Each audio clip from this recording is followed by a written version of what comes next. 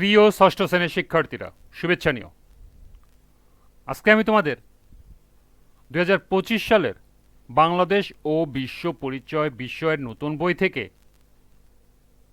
প্রথম অধ্যায় সমাজ বিবর্তনের ইতিহাস, এই অধ্যায় থেকে তোমাদের অর্ধবার্ষিক পরীক্ষার জন্য সম্ভাব্য কিছু গুরুত্বপূর্ণ সংক্ষিপ্ত প্রশ্ন এবং এর সমাধান নিয়ে আলোচনা করব। প্রথমে তোমাদের বলবো, যারা আমার চ্যানেলটি সাবস্ক্রাইব করো নাই তারা আমার চ্যানেলটি সাবস্ক্রাইব করবে এবং আমার সাথে থাকবে। তাহলে চলো আমরা ক্লাস শুরু করি। তোমাদের অর্ধবার্ষিকী পরীক্ষার জন্য বাংলাদেশ ও বিশ্ব পরিচয় বিষয়ের প্রথম অধ্যায় থেকে সম্ভাব্য কিছু গুরুত্বপূর্ণ সংক্ষিপ্ত প্রশ্ন এবং তার সমাধান। 1. সমাজ কাকে বলে? সংক্ষেপে বলা যায়, মিলেমিশে থাকা একতাবদ্ধ মানব গোষ্ঠীকে বলা হয় সমাজ। ব্যাপক অর্থে সমাজ এমন একটি সংগঠিত গোষ্ঠী যেখানে এক বা একাধিক মানুষের মধ্যে সম্পর্ক থাকে এবং তারা একসাথে বসবাস করে, কাজ করে, এমনকি পরস্পরের সাথে একটি সুন্দর যোগাযোগ স্থাপন করে থাকে।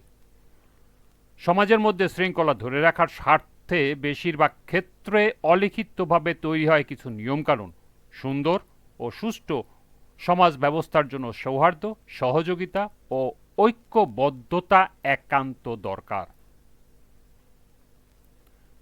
দ্বিতীয় প্রশ্ন, পরিবার কাকে বলে? সাধারণভাবে পরিবার বলতে বোঝায় কতিপয় ব্যক্তির সমষ্টি যারা একত্রে বসবাস করে এবং যাদের মধ্যে প্রত্যক্ষ ও আন্তরিক সম্পর্ক বিরাজ করে। সামাজিকভাবে স্বীকৃত কোনো দম্পতি যখন একবার একাধিক সন্তান নিয়ে বসবাস করে তখন তাকে পরিবার বলে। মা বাবা তাদের এক বা একাধিক সন্তান নিয়ে একসাথে বসবাস করে যা এক রকমের পরিবার। কোনো কোনো পরিবারে বাবা মা তাদের সন্তান ছাড়াও তাদের ভাই বোন অথবা মা বাবা, ভাই বোন, চাচা চাচি, দাদা দাদি সহ অন্যান্য ব্যক্তি বর্গের বন্ধন ও কার্যকলাপের সমন্বয়ে পরিবার গড়ে ওঠে। তৃতীয় প্রশ্ন, সাধারণভাবে সমাজের কয়টি বৈশিষ্ট্য রয়েছে ও কি কি? সমাজ বলতে আমরা মানুষের পারস্পরিক সম্পর্ককে বুঝি, যার ভিত্তিতে মানুষ বিশেষ উদ্দেশ্য ও প্রয়োজনে সমাবেতভাবে বাস করে। সাধারণভাবে সমাজে দুটি বৈশিষ্ট্য রয়েছে: এক, বহু লোকের সংঘবদ্ধভাবে বাস করা এবং অপরটি হল সংঘবদ্ধতার পিছনে কোনো উদ্দেশ্য থাকা। 4 নম্বর প্রশ্ন, কেন নদী মানুষের জীবনযাত্রাকে সহজ করে দেয়? নদী মানুষের জীবনযাত্রাকে সহজ করে দেয় কারণ পৃথিবীর প্রধান সভ্যতাগুলো ছিল নদী ভিত্তিক, যেমন সিন্ধু নদীর তীরে সিন্ধু সভ্যতা, নীল নদের তীরে মিশরীয় সভ্যতা, টাইগ্রিস ও ইউফ্রেটিস নদীর তীরে মেসোপটেমিয়া সভ্যতা ইত্যাদি গড়ে উঠেছে। মানুষের প্রাচীন সভ্যতা গঙ্গা অববাহিকায় বিকাশ লাভ করেছে। 5 নম্বর প্রশ্ন, কুটির শিল্প বিকাশে কিসের প্রভাব রয়েছে? কুটির শিল্প বিকাশে ভৌগোলিক পরিবেশের প্রভাব রয়েছে, যেমন নদীবহুল এবং অনুকূল আবহাওয়ার কারণে ঢাকার ড্যামরার তাঁতিরা বাস করে। রাজশাহীতে রেশম শাড়ি তৈরির জন্য বস্ত্রশিল্প গড়ে উঠেছে কারণ এই অঞ্চলে তুঁত গাছ জন্মে এবং তুঁত গাছের রেশম কীট বাসা বাঁধে। ফরিদপুরে খেজুর গুড়, মুক্তাগাছার মন্ডা, টাঙ্গাইলের শাড়ি, সুন্দরবনের মধু, সিলেটের শীতলপাটি প্রভৃতি ওইসব এলাকার ভৌগোলিক পরিবেশের সাথে সম্পর্কিত। সোনারগাঁয়ের বিখ্যাত মসলিন শিল্পও এই অঞ্চলের ভৌগোলিক পরিবেশ ও কাঁচামালের সহজলভ্যতার জন্যই বিকাশ লাভ করেছিল। 6 নম্বর প্রশ্ন, পোশাক পরিচ্ছদ ও ঘরবাড়ির বৈশিষ্ট্য কিসের দ্বারা প্রভাবিত?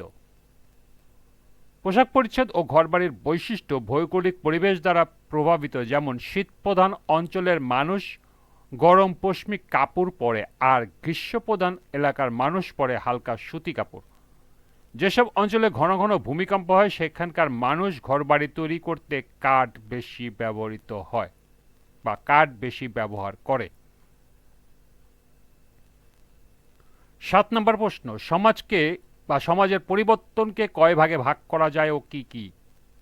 কালের সুদীর্ঘ যাত্রাপথে সমাজের পরিবর্তনকে 6টি ভাগে ভাগ করা যায়। এগুলো হলো ক শিকার ও সংগ্রহ ভিত্তিক সমাজ, খ উদ্যান কৃষিভিত্তিক সমাজ, গ পশুপালন সমাজ, ঘ কৃষি ভিত্তিক সমাজ, অঙ্গ হলো শিল্প ভিত্তিক সমাজ এবং সর্বশেষ চ হলো শিল্প বিপ্লব পরবর্তী সমাজ।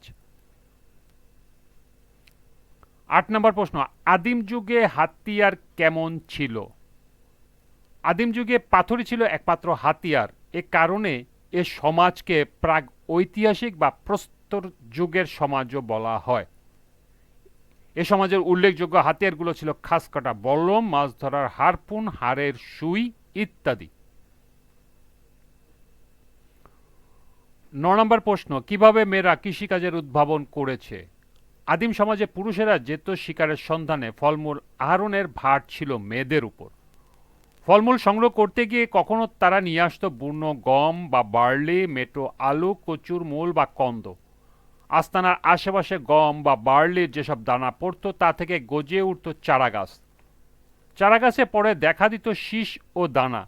এ ধরনের ঘটনা থেকে বীজ ছিটিয়ে খাওয়ার উপযোগী শস্য পাওয়ার ধারণা সৃষ্টি হয়, অর্থাৎ কৃষিকাজের উদ্ভাবন হয়। সর্বশেষ প্রশ্ন ১০, আদিম সমাজে কি ছিল জীবন্ত খাদ্য ভাণ্ডার?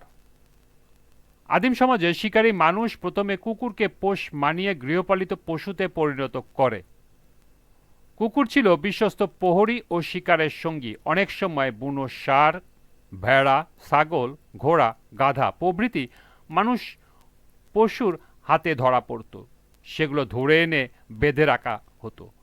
এগুলোই ছিল তাদের জীবন্ত খাদ্য ভাণ্ডার। শিকার না মিললে এগুলাকে বধ করে আহার করত।